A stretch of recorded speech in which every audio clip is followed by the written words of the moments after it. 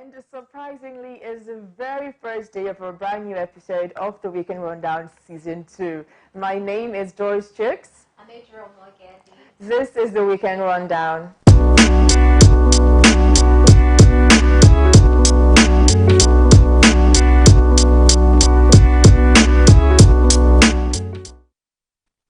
And we're back. Surprisingly, for 20 whole times, we have sat down on these little stools and spoken to you about the craziest things that went down in the past week. And this day is not going to be any different. But I have to ask, Ejiro, how do you feel knowing that 20 times you sat here and just laughed? It's just been, I think, interesting. Right? Like, wow, it's been 20 episodes already. And exciting. And this season promises to be just as exciting. And we're going to kick it off right now into our very first story of the day. At number 10, one of my favorite people alive. I'm not even making this up. No, I'm serious. Always on Twitter. Yes! One of my favorite people alive is Jack Dorsey. He's the CEO of Twitter. And unlike Instagram and Facebook and all the other apps owned by Mark Zuckerberg, Twitter hardly ever goes down. And I love him for that. But apparently, he cannot escape everything. And Adriel has us covered on that. Okay, so apparently, Jack Dorsey's account was hacked yesterday, August 30th. Devil is a liar. It was hacked by a group of hackers called the Chuckling Squad. Okay. And then they began to tweet all sorts of bomb threats, racism, all sorts of things on his Twitter account. And so Twitter responded by saying that the CEO's account is no more secure. People should not respond to it, and investigations are being done. So I know those guys get no sex at all. You have to be literally so bored, alone, and lonely. I am taking it personal. Hackers are nerds, and I'm sure these guys don't get any love. That's why they're behaving like this. Anyway, we move. In the era of gbasgbos that we are in now, if you're not acquainted with the term gbasgbos, let me explain to you. Now, it was a video of a man explaining what will happen if him and somebody go into a fight. And he was like, yeah, we'll give him gbasgbos. So gbasgbos is known in the world of internet as give and take. You give me, I give you, I give you back. And that is apparently what happened with the visa situation between Nigeria and the United States of America. Ejiro, help me. Okay, so apparently, recently, this week, the American increased the visas for Nigerians to come into their country. Now, when I was reading this report, it said that it's called a reciprocity fee, and they are only giving to those who are granted visas to America. Okay. So, but because of the increment, Nigerians have responded and slashed the increase of Americans coming into Nigeria, slashed it from 180 to 150. Amazing. No, I saw an article someplace. I'm not even sure if it's very credible, but they did say that America usually only increases their visa fees if the other country increases theirs. So it's gbasgbos. You do me, I will do you back. And Nigerians have to respond back again. So with what? they reduced it now. It's not almost like they didn't have a choice. Thankfully, even though, it might seem pretty clear that Nigerians might not be welcome into the United States anytime soon, there's been allegedly another list of about 20 Nigerians released again by the FBI for fraud. But, I haven't confirmed if it's a real list or if it's just Nigerians playing around, because there were no Igbos in that list. So, who knows if some guys are just saying, since they're calling us fraudsters, let's release our own list. Anyways, one thing we're known for in Nigeria and Africa at large is that we are very respectful people. And if you do not give your elders or people in authority the kind of respect that they are expecting from you, horrible things might happen. Now, this is the story of a young lady that we found out on Instagram. Now, a young girl went on Instagram Live to complain about what was going on in her family. Apparently, her younger sister was arrested in Abuja by a policeman because she refused to greet. Like, that was not bad enough. After refusing to greet, she refused to pay him the 5K bribe that he allegedly asked for her not greeting him. Are you serious? So according to his sister, she had been in the police station for hours since about 12 p.m. that day, and it was at night when she made the IG Live.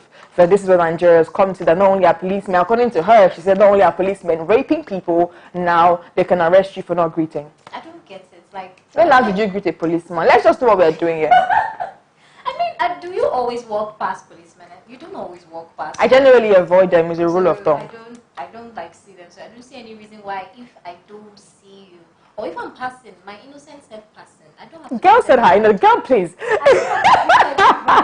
Well, you should, because you could get arrested. From what we're seeing, the story is anything to go by. And now we're moving into our number 7 story. We're moving really quickly. And this one is probably a continuation of one that has been going on over and over again. Now, we're all very acquainted with the Busola Dakolo story. At some point, there were allegations that they were forced to take down the reports, although they've not been proper confirmation of whether or not that's what happened. But on Wednesday of this past week, Abiodun Fatoyibo's home was invaded by the policemen who came for a search, and apparently they also seized his passport to prevent him from leaving the country. Now, although they didn't announce exactly why he was being arrested or interrogated, Nigerians online have carried several stories claiming that he was going to be indicted for fraud.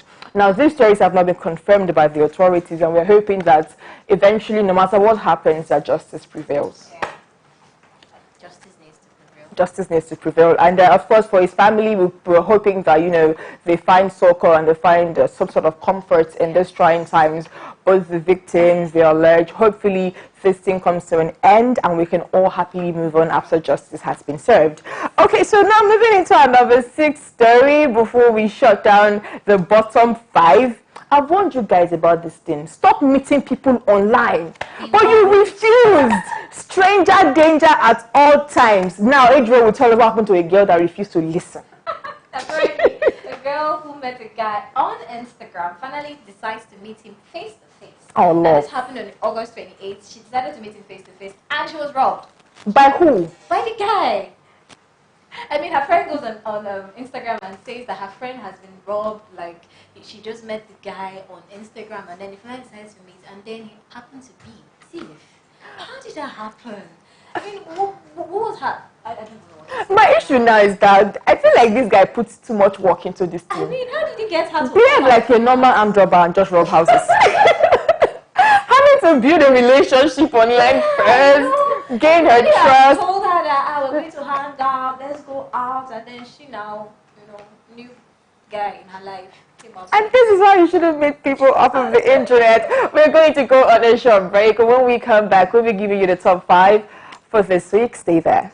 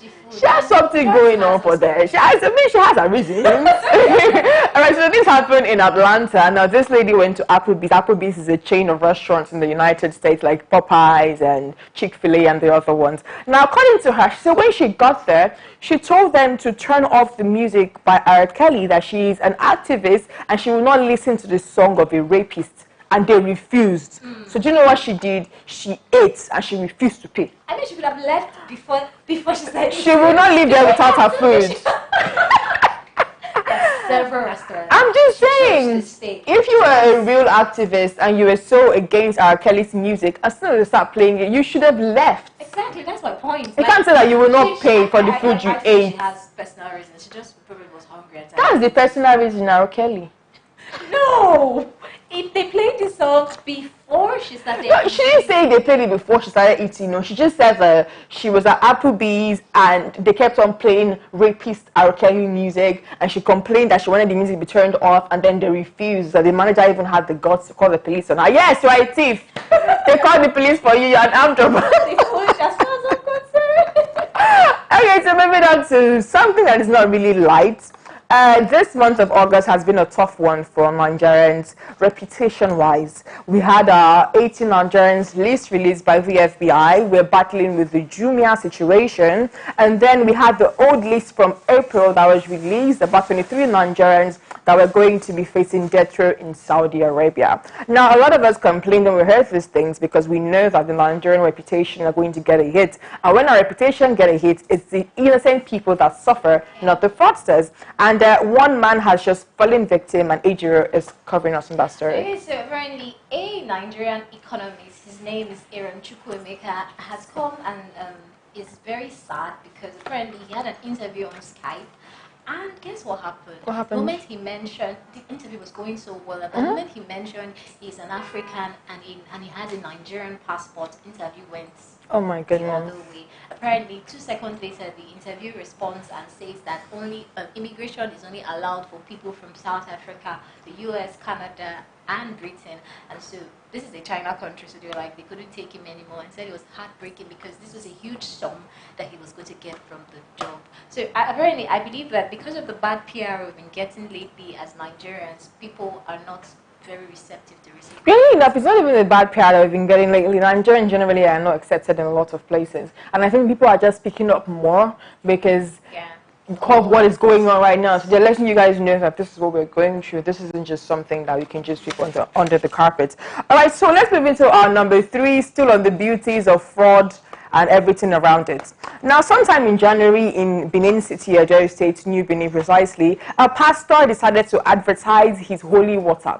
Now, apparently a woman slumped, according to him, in the market, and luckily for them and him, his son just happened to have the holy life-restoring water with him. And so for that reason, the son applied some of the life-giving water to the woman, and she came back to life. Hallelujah, praise the Lord. That was in January. Now, just on the 28th, another man posted the exact same picture and claimed that he was on his way out with his 4-year-old when he found this woman slumped on the ground, and nobody tried to help the woman. So he took the money he was going to use to buy food for his child to take the woman to the hospital, and that him and his child would be drinking gari that night.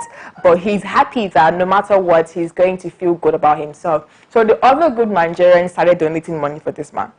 Oh my God. It's not only who carry laptop. People are duping people every day, left, right, and center. I just need to know, why are we like this? From the holy water sprinkling Nigerians to are this. desperate. Nigerians think of creative ways to steal. It's amazing that they don't put that into thinking of something really serious they can apply to their life. Why do they do that? In their defense, the man that put something serious was denied the job for being Nigerian. So, well, there's that, but there's no reason to be. don't do fraud, Exactly. please. You're There's no reason giving to all do of us a that. bad name, and you're making life hard for every other person. Now, moving on to another true story. It's something immensely sad, almost disgusting. It's between a 2-year-old and a man who is too old to be this foolish. Ejiro, please. Okay, apparently, this is really heartbreaking for me because you're dealing with a 2-year-old child. I have a lot of 2-year-olds around me, so saying in my heart was broken. Now, a 40-year-old man in Abia State raped a 2-year-old child. Apparently, he lured her into his room. He's a security man. Her mom is in a carousel. I don't know what happened, how she lost track of her child, but he lured her into his room and raped her. The mother found her daughter all stained with blood stains. You know, it's really heartbreaking, really heartbreaking, because I don't know what possessed the man to do this to the child. I don't understand. Oh, him But being a he's rapist being is what convicted. possessed him. He's being convicted now by the Abia State Police Command, and they're investigating him. Sad. I mean, I don't know why anybody wants to do that to a 2-year-old child who can barely say words.